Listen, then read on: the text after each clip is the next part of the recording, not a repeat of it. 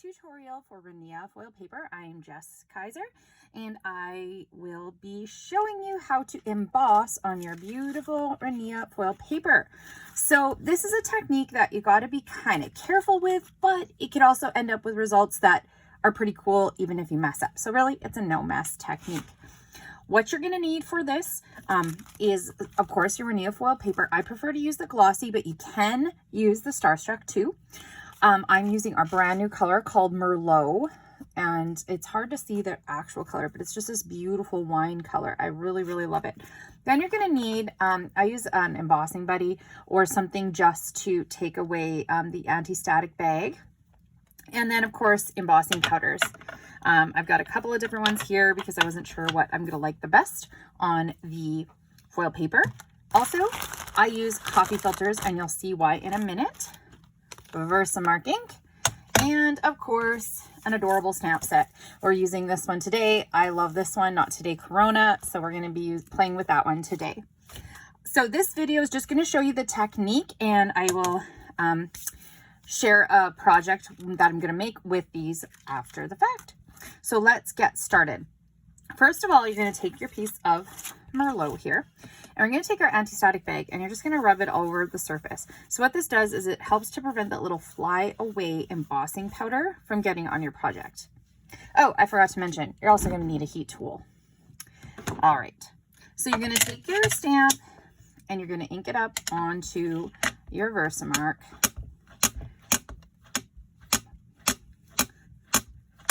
And we're just going to stamp.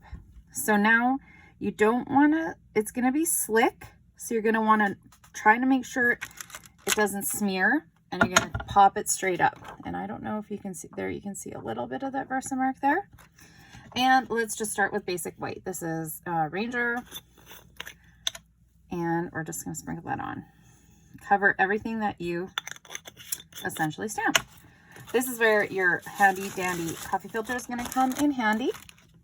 You're going to take that and you're going to tap it off. So you can see I missed a little bit there, or it didn't ink up as good. It was a brand new stamp, so it might have just missed the ink. We'll just check. Didn't ink up very good, but that's okay. Now I like to use, I have an embossing powder brush or glitter brush, and I just use that to get any of that flyaway embossing powder away and give it a good flick. So now you can see where that is. Not today, Corona. So now here comes the fun part. Now with traditional paper, you can just hit it till it melts. But with Rinea foil paper, because it's essentially two pieces of paper pressed together, if you hit it too much with heat, it's gonna go.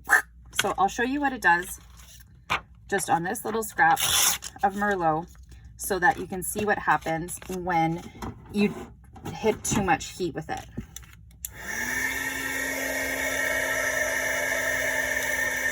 See that little pocket there? See how it bunches up like that? Now that's a really cool technique in itself, because then you get this really cool texture. But when we're embossing something, we don't want that to happen. So what you're gonna have to do is work you're gonna heat it and then take back the heat off. So I'm going to try not to do that same mistake there. So we're going to heat it and we're going to back it off. We're going to heat it and back it off. And you're just going to slowly keep doing that. Now see, I already hit it with too much heat there. That's exactly what we don't want to happen. So you're going to have to play around. Every heat tool is going to be different. And sometimes it takes me a couple practices.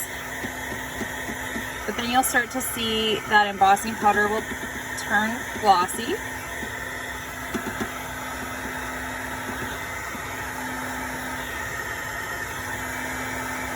It is hot out today too, so that could be why my paper is not as cold as it normally is. See how it did that again? Too much heat. Too much heat. So we'll just do this one with too much heat. And so you can see what happens.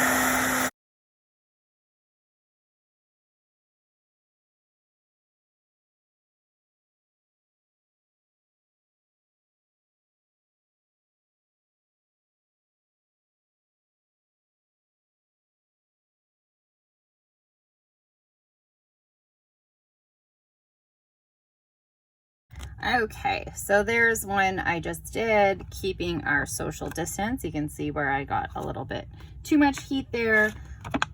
But another trick too is sometimes your design is just going to be way too detailed to get enough heat without making it scrunch. But there you go. So you can definitely easily emboss, but like I said, just may take a few tries. Go and play with your Rinea foil paper and grab those embossing powders. Play with your misfits for this technique until you've got her down pat, so you don't have to waste any paper. But honestly, I don't even see what the big deal is. You can make a distressed card.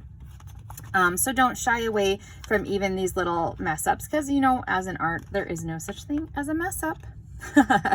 So thanks for joining me today. Be sure to subscribe for more videos, and I know you will love what our designers have for you for the rest of this season.